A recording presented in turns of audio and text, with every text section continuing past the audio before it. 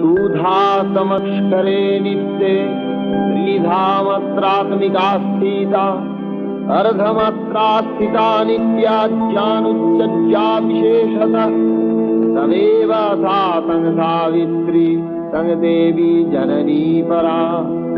तयैव धर्यते सर्वं तयैतत्सृज्यते जगत् तयैतत्पल्लते देवी समक्ष्यन्ते च सर्वदा विसृष्टौ सृष्टिरूपातं प्रीतिरूपा च पालने तथा संहृतिरूपान्ते जगतो स जगन्मये महाविद्या महामाया महामेधा महास्मृति महामहा च भवती महादेवी महासुरी प्रकृतिस्तञ्च सर्वस्व गुणत्रय विभाविनी कालरात्रि